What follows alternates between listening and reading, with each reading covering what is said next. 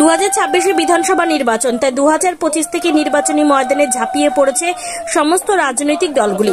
পিছিয়ে নেই Kamtapur people's party United ও নির্বাচনের আগে দলকে আরো শক্তিশালী করতে বামনগোলার পাশাপাশি হবিবপুর ব্লকেও কামতাপুর পিপলস পার্টি ইউনাইটেডের একটি দলীয় কার্যালয় উদ্বোধন হল সোমবার। এদিন দুপুরে ফিতে কেটে দলীয় কার্যালয়টি উদ্বোধন করেন কামতাপুর পিপলস পার্টি ইউনাইটেডের কেন্দ্রীয় কমিটির সাধারণ সম্পাদক সুভাষ বর্মন। এছাড়াও এদিন এই দলীয় কার্যালয় উদ্বোধন অনুষ্ঠানে উপস্থিত ছিলেন বিভিন্ন অঞ্চল ব্লক স্তরের নেতাকর্মীরা। আজ Kamtapur people's party Habipur block কমিটির উদ্যোগে আজকে একটা পার্টি অফিস উদ্বোধন হলো। দীর্ঘদিন হবিপুরে আমাদের কামতাপুর পিপলস পার্টির সংগঠন ভালো, কিন্তু দুঃখের বিষয় জায়গার অভাবে আমরা এতদিন পার্টি অফিস করতে পারিনি। আজ সুব্বানুদায়ী ব্যক্তি আমাদের একটা ঘর ব্যবস্থা করে দিয়েছে পার্টি অফিস করার জন্য।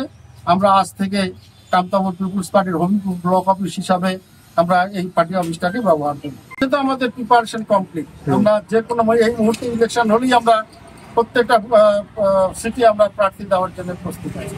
আপনার নামও পরিচয়? আমি Subhash Barman, Kamtapur people's party central